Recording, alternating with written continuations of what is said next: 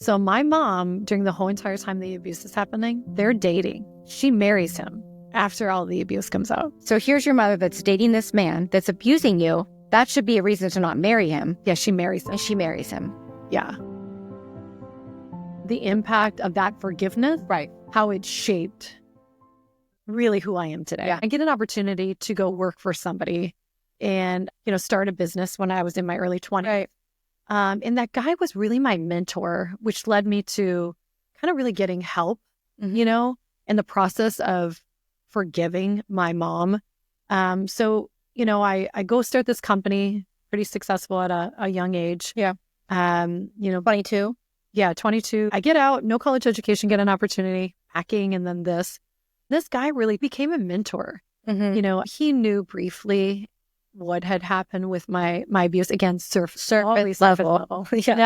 Never would I told him the details, right? Yeah. It was embarrassing. And again, you feel like someone's going to judge you. Not to say he would have judged me. It's just something I probably was scared. Of course. And, but with that, he knew surface level. And I had went to the doctor one day for my daughter. So my daughter, she would have been like 6. I'm thinking I'm over the abuse. I take her to the doctor and she basically has like I thought maybe like a yeast infection. Right? Yeah. Bladder infection.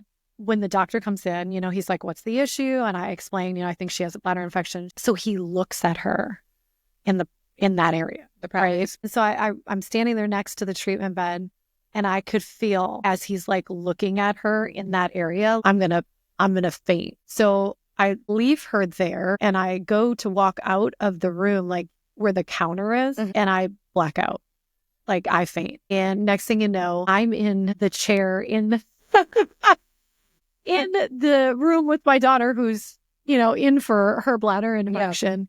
Yeah. And I'm there now getting, because you fainted. Yeah. So I'm getting blood pressure, taken and they're like, what's wrong? And I can tell you, I knew it was a trigger. Yeah. So I sat there and I was like, she's like, what's wrong? And I didn't want to tell her, you talk about, again, carrying secrets. Even at that point, I didn't want to tell anyone. I knew that this male doctor was looking at my daughter in a private area that it triggered me. Yeah. And I went down. And so I was like, I'm fine. And, they're so concerned you're at the doctor's office. But I walked out of there that day and I was like, I have to get help. Like, I blacked out. That's not normal. No, I never fainted. So I was like, I need to go see someone. And so I had told my, business partner and mentor. And he basically was like, listen, I'll refer you to, somebody I see in a counseling office. Yeah. And so I went and saw somebody, which, it's crazy because, I didn't know anybody going to counseling. Well, yeah, nobody said that. I rang back then. besides him. He was 10 years older than I was. Yeah. But he was like, hey, I see a therapist, you can go see this person in the same office. I was like, okay, cool. And so I remember sitting there in the therapist office and I'm telling him my story. I was sexually abused for the 6 years. Yeah. I was a teen mom. Then I also tell him how I started this business at 22. Right. We're like $2 million, very successful. And he's just looking at me. He's like, listen, I have been doing this for 13 years. 13 years. And I have never seen someone go through all of what you did and turn out not on drugs, not on, welfare. Like you got out. Yep. And you're only 22. Like the self-awareness, he was like, you're aware that you fainted because of your own abuse. He was like, I just can't believe you're sitting here. And I think in that moment, like hearing that from somebody who didn't know me, it made me realize, again, maybe being aware, like, wow, I did go through a lot. I think having someone outside acknowledge that was really the first stepping point of, hey, like what I did go through was pretty traumatic, I guess, that, you did, but no one at this point had really ever said, that's a lot to go through, at a young age. And I'm still young, I'm 22. Yeah. Yeah. That's like 22 should be like going out to the bars and here you are working full time, starting a business, raising a daughter, going to therapy. Yeah. Like you were so wise beyond your years, I guess. You had to grow up quickly. Yeah, I would say the key, that's another thing that I would say, like wisdom, self-awareness, like I did in my 20s. I would say that was part of my success. If people ask, like, how did you not just get out by saving money and reminding myself that it wasn't my fault, even though I did go through all that, and then really becoming aware of that and then putting it in perspective of like, hey, I went through all of that. It was wrong. But you should have never had that happen to you. Your mom should have protected you. I realized I needed help. Things wrong with me. I need to go see someone. Yeah. So I was going to say, how long did you go to therapy with, counseling? Yeah, I think I went like, I don't know, a year to 2. Yeah. So it is amazing that you did all that at the age of 22. Yeah. And had the maturity to do that, which that therapy helped you, I think, with the forgiveness of your mother. But I know you had mentioned you did other therapies as well.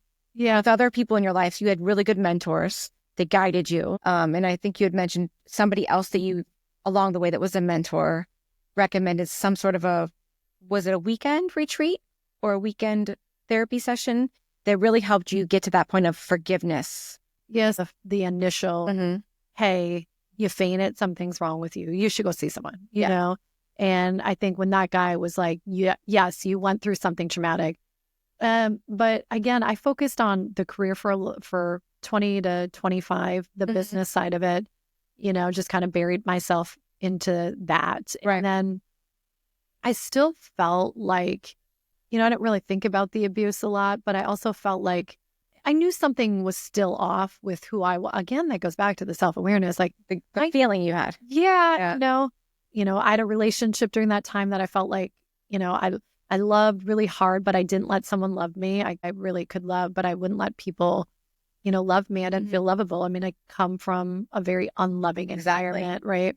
And so I end up selling that business, my half, and I go on and take a couple years off, which was so nice, hanging out with my daughter. But so then I start another company in my 20s, now my later 20s, and I meet this guy who, he went through his own, very successful guy. But he went through his own trauma. I don't remember the details of his trauma, but, he said one of the things that had changed him was this weekend retreat. And I don't remember the name of it. Right. But it was, for me, it was like, it was super expensive. And I was raising my daughter. Yeah. I was like, who's going to help me watch her while I do this weekend thing? And so he's like, listen, I will pay for this. I think you, would do really, really well with like, forgiving your mom, and I didn't even think I needed to forgive her because I already acknowledged the abuse in my early 20s, right? Like I went to therapy, we talked about it. What more? Right. But other than, love and not understanding like, loving properly and what that would look like later in life, I was like, okay, maybe I need to forgive my mom, And he really was a mentor. He's like 50 years older, and he's like, I'm telling you right now, you need to forgive your mom. Even though I felt like maybe I had already forgiven her, he's like, no, I promise you. Maybe you forgot about it, right? So I do this weekend retreat, and the theme is forgiveness, and you have to write a letter to someone that you want to forgive. Now, you could read it to someone that was a partner in the class, or you could send the letter, you could burn the letter, it didn't matter. But you had to write the letter at least, and you could speak to the person, go talk to them in person. Yeah. And so I write this letter to my mom over the weekend. It's a Friday through Sunday. And I think I want to burn it. Like, you don't want to mail it. You don't do anything. My mom's address. So in my 20s, there was no contact at all? Not really. I mean, I'm going to ask that. So when was the... Later in my 20s. But like I would say from 20 to 26, there is very limited contact with my mom. And it's mainly through my grandmother. Yeah. Like I don't have my mom's phone number. She doesn't have mine. And she's still with the stepdad the whole time. She marries him. Now, mind you, they were just dating when the abuse happened. Yeah. So you talk about forgiveness. So my mom, during the whole entire time the abuse is happening, they're dating. She marries him after all the abuse comes out. So that is just, so you think, you date somebody to make sure they're the right person you want to marry. Yeah. So here's your mother that's dating this man that's abusing you. That should be a reason to not marry him. Yeah, she marries him. And she marries him. Yeah. Wow. Yeah. Yeah, she marries him. Now you go to this retreat, you write this letter. Did you mail it to your mom? Did you give it to her? How did that happen? Yeah. So again, I don't remember the time frame of how long I sat on that letter. Yeah. Right. I don't. That's a blur. Yeah. But I do know, that I wanted to burn it and I couldn't mail it because I didn't know her address. I didn't really talk to her. But then I got a hold of my grandmother and I'm like, at some point, it was within a short period, within a year, let's call it. But I was like, can you contact my mom for me and tell her that I'd like to meet up with her? And so somehow we got in contact. Again, I don't remember specifics on it, but I go and pick her up. I get an address, not too far from my grandmother's house where my mom, I'm assuming she was living there. I pick her up and I take her to a Mexican restaurant. I'll never forget the day. I take her to this Mexican restaurant and, she was acting like, everything was fine and life was great. And so, she's like, oh, I'm, surprised that you want to, have lunch. Yeah. And I was like, I want to talk to you, about like my childhood. And she was just like, okay, nothing. No, just very matter of fact, I was like, I was abused. And the reason why too, I know, which we didn't talk about in any of these, previous episodes or anything, but I do have a full sister that was also, abused. So she knows abuse has not only happened with myself, but like my sister too. She knows it. She's fully aware of it. And so her response is like, so I read her the letter. Well, here's the thing. So we're having lunch and I'm uncomfortable because I don't know how to approach this letter, but in her nonchalant, not really caring, made me almost think, should I even read the letter? Because will it matter? But the forgiveness, which I cannot stress, is not about the other person. That's interesting. But I can see that. It's not about the other person. It is about you releasing it and letting it go. So no matter what my mom is going to say, it is about me saying what I need to say and then letting it go. And that is what I did. So I went through the weekend retreat. That is what the process was. Right. Read this letter. So I read this letter and I'm reading it to her and I'm trying not to cry. So I'm like reading her this letter and I'm watching her and she really just doesn't care, but I have to read the whole thing because I told myself going in, you read everything, you release it, you let go, you love her and you move on. That's it. The letter was about, I forgive you for allowing the abuse. I forgive you for promoting the abuse. I forgive you for letting it go on. I forgive you for ruining my childhood. It was like a pure forgiveness of everything you did to me or allowed to happen because you stole my childhood. That's the part I could cry. Like she didn't protect me and allowed the abuse. Her response is very much like, like it didn't matter that I had read that letter, and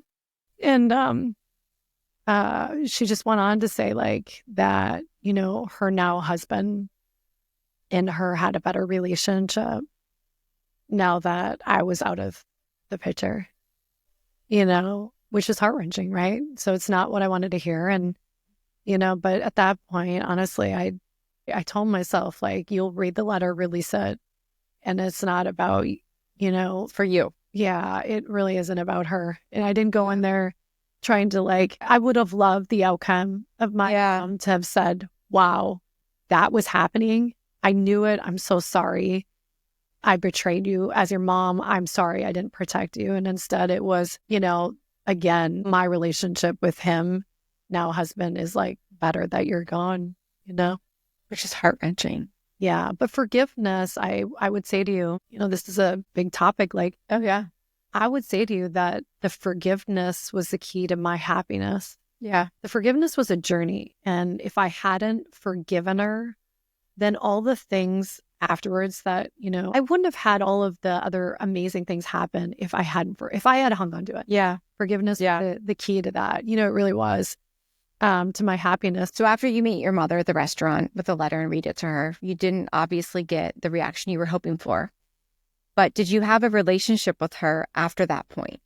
Yeah. So after the restaurant, I really didn't for a while, just because I didn't know what to say. This is like, she's didn't really care. She felt like she had, a better marriage because of, me being out of the house and all of that. So I didn't really feel like there was any point to really have a relationship, but I did want to have one with my mom, at some point, Which to me is mind-boggling. And I think probably everybody watching, that just shows the forgiveness that you really truly had. You were willing to have a relationship with this woman who basically stole all these things from you. And you still had love in your heart for somebody that did things so evil to you. So your forgiveness, it was true. Yeah, what's interesting for me for forgiveness is I think of my mom and like, why did she allow it, right? Like, what happened to her that she thinks it's okay? Like, that's what I would tell myself in my 20s. I would say to myself, someone in their right mind as a mom would absolutely not do that. So something is wrong with her. Because if that were the case and it was just her upbringing, then you should be the same way as your mother. But you're not. You're the complete opposite of what you grew up with. Yeah. You don't really drink. You love your children.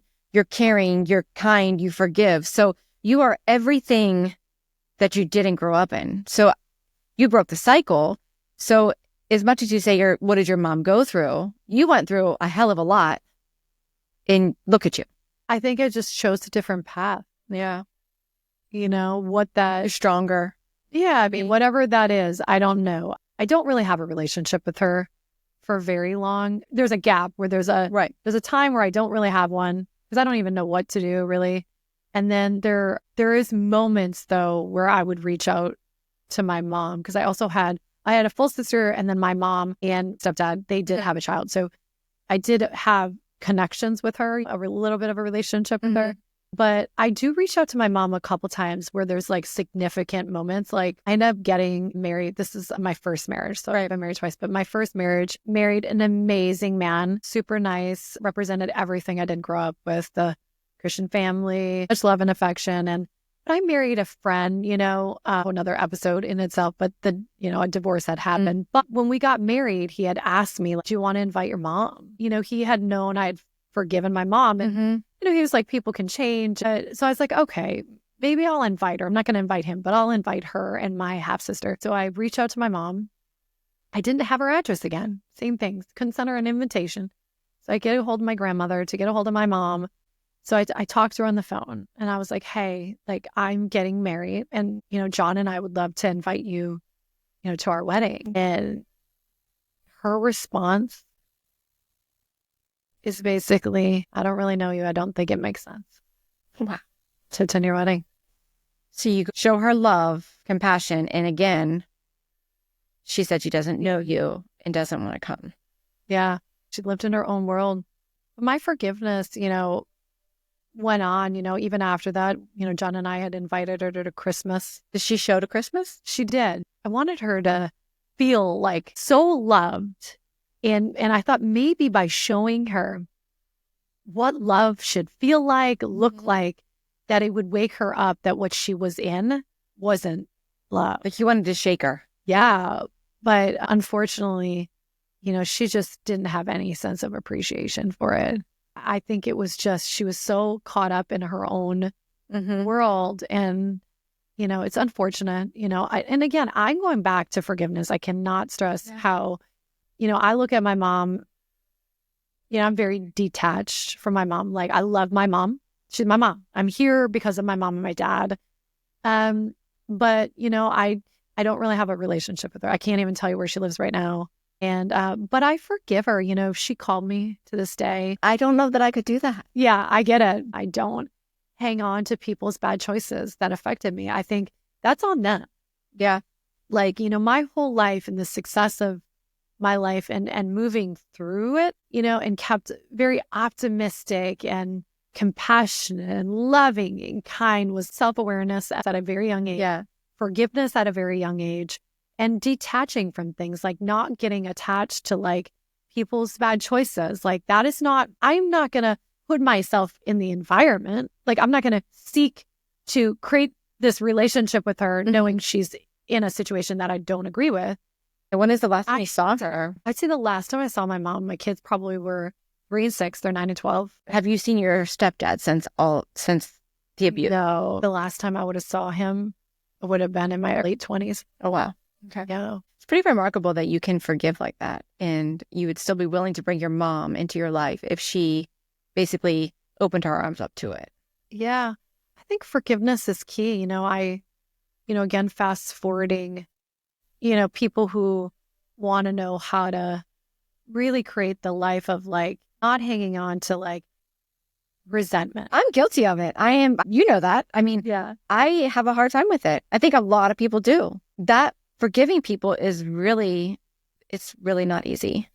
It's hard. People hang on. This person wronged me. Why would I, why would I forgive them? But who pays for that? You do. We do. I would have paid for my mom's bad choices by hanging on to it. So if somebody did something wrong, like you don't have to participate in that or keep putting yourself in the situation. Self-awareness and forgiving others for what they did to you. And I don't hang on anything. And I went through a recent divorce. Yeah. You know that. And that's a 3-year long divorce. And, I still love Matt. He's the father of my children. And, I didn't want a divorce, but, ultimately I'm fine now. And I see that, all the things that had happened led me here right now today. I see the good in that. I see the good in the bad. That's part of it too. Like, but I forgive him. I forgive him for my hurt. I forgive myself for the things that I contributed to. And forgiveness is something too, not just forgiving someone else. Forgiveness is a two-way street. Like, how many people feel like, they blame themselves for things that have happened. The forgiveness of your mother for you has made you, like, even going through your divorce, I was like, because what you went through was so traumatic as a child that it's like on a scale here, that your divorce was like here. It was traumatic, but not traumatic like your childhood. So I think you were able, and I was shocked, like, how could she just forgive like that? But it makes sense hearing the whole story that, like, you forgave your mother for the things that she did to you. So forgiving other things in your life it's been an easier journey because you've kind of already been at the worst part of forgiving of somebody. They've done the worst things to you and you forgave them. It's transformed your whole life. I think you forgiving your mother at a young age has made you basically be able to be successful and, like you said, have positivity in your life, not hang on to things. And it's like a full circle now that your forgiveness back there with your mother at that 3-day workshop has basically shaped like the later years of, your 40s from the outside looking in. Yeah. But if you think of a lot of, our negativity in our minds, right, comes from something done wrong to us, right, by somebody. Yeah. And, it takes away from our joy and our happiness in the current moment. 100%. Because we're hanging on to it. So forgiveness, if I was giving the younger version of myself to anybody out there, it's like, the first step towards healing to me is forgiveness to yourself. Number one, like forgive yourself for whatever that might be. You got to forgive yourself. Like you aren't nothing to blame if it was a sexual abuse or right. It's not your fault. And then, forgiving whoever, wronged you. You let go of that and you free yourself. It's freedom. When you free yourself, it opens you up to a whole new world of happiness that you never thought possible. It really is it's freedom, forgiveness. I would define it as freedom.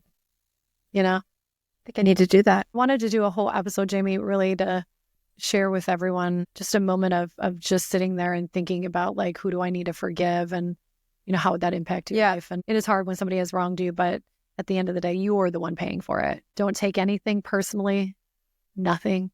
No. And you know me, I'm full of life. Just a little bit. Just a little bit. I love life. Yeah. I think it's because where I've been, right? Yeah. I love life, but I live that way. Like I live in the moment, in the present moment, and I just feel a lot of gratitude. And the whole purpose of the podcast is your chapters, your story was all about how we all have these chapters in one story. And so I just want to talk about, what our future kind of looks like in this podcast and the mission behind it. Your upcoming story along with other guests. But pain is the power, right? So it's what ultimately my own pain led me to my story that really was very successful, but it was the pain that drove that along with the why. The why. Opposite my daughter. So pain always can create the why, right? So when you go through, something traumatic, it ultimately fuels you to survive and drive you to, get out or find a way out or find a solution. And we're here to help you along the way and hopefully find stories that everyone can relate to and help them on that healing journey and really take that first step. And mine started with the sexual abuse. And I know I'll share more, but, mine was, the start of that 6-year sexual abuse, 11 to 17, the teen mom, the mom promoting the sexual abuse. It starts there. But I also have upcoming stories, which will be, one of yours of the loss of your brother, who I know was close to you, your child, your special needs child. How many people out there, we've talked about this, that, struggle. You can speak on that if you want to briefly. Kind of like the shame, and a lot of people are in denial. My son's got autism and other genetic disorders. So, it's something I can't change. It's a constant worry. And I always tell people all the time, unless you have a child with special needs, you'll never quite understand the feeling of it. Similar to unless you've been sexually abused or unless you've lost a child. I do a little volunteering work up at the school, and it's amazing what I've heard from just a few of the moms. They meet me and they just start talking because relatable. They can relate to me. They feel comfortable. We all are going through something. On my podcast that I had with Kevin, we talked about masks, how we hide behind them. And I think I used the analogy of if he walked to Starbucks, would he have had the same conversation or would he interact at the same time? Yeah. It's the same thing. If you woke up today and you walked out the door, would that be you fully? Right. Or are you trying to be comfortable? Are you trying to fit in with others? Right. And, or, what your struggles are that just happened in the house that you just walked out of, right, to walk out the door. Yeah. It really is the internal pain. We all have it, different walks of life, different times of life, but we all go through at some point that is pretty excruciating. And when that hits you at some point in your life, it does, mine maybe wasn't that, but it maybe is, the first time you lost your parent, that could have been your first excruciating pain. But what do you do with that? And you feel so alone. Yes. When you're in it, it's you don't feel like anyone ever could really understand it. When you're thinking about it, it's no one is ever going to comprehend the pain that I'm feeling inside. And so that is the point of this podcast, right? Get it out in the open. Yeah. So talk about it. There are people going through the same thing you're going through. Yeah. So mine is sexual abuse is a topic, super uncomfortable. Super uncomfortable. There is so much that we didn't dive into. Oh, yeah. With shame, guilt, moments that I didn't feel real appropriate to share yet. But there's details of it that it's hard to even talk on a podcast, to be honest. But with that, I think opening up people to feel wow, she's able to talk about it, where somebody can sit there and go, wow, she can relate, through this, we'll be able to, hopefully create a platform where people can relate and go, oh my gosh, I thank you for sharing. Right. I've been wanting to talk about it. I hope whatever topic it is, it opens up people that never thought they'd be able to open up. I feel if I could help people on any of their walk of life to feel they could take a brave step and be I don't feel so alone. Yeah. Wow, that you feel shame, I feel shame. You feel guilt, I feel guilt. How do you forgive? Hopefully people relate to the stories that are told in their personal lives. You know me, I live the life and happiness and, just to carry this pain your whole entire life. And then we all eventually die. Right. And so to carry that and never release it, to live the life that you deserve, because we all deserve to have joy and happiness. If I can open and peel away somebody's, to speak and have a voice and release that and then free themselves of isolation and silence. That's my heart behind it. One of the things that I always want to end all of my episodes with the upcoming guests, what would you, lessons for yourself, your own personal life, what would you have taken away now in your life for the things that you've gone through, with having special needs, the loss of your brother? What would you say to your younger self, and it could be lessons we learned over the course of the last 2 days. If you could save yourself 20 years, what would you say to that person? I would probably say you have to find the positive in all the negative, because I've had a lot of negative things in my life, but I do try to find the positive. I need to work on forgiveness. I know that. Yeah. Letting things go. I think I was angry, kind of at maybe the hand I was dealt with Jason, my son. So I got to let that go. Yeah. But I'm also have to be thankful and grateful. I do think that having my son has made me a better human, more understanding, more compassionate, more just give people more grace. But I think with just you as one of my best friends, the things that I think sometimes I get hung up on and I don't forgive are really not that important. And I still don't think I could forgive my mom if she did that to me. Yeah. But I'm not in your shoes. So I can't even, it's actually not even almost comprehensible for me to think about. But yeah, I do think that we do have to sometimes just like really dig deep and find the good and the bad. Yeah. Yeah. I love that. I love that. Yeah.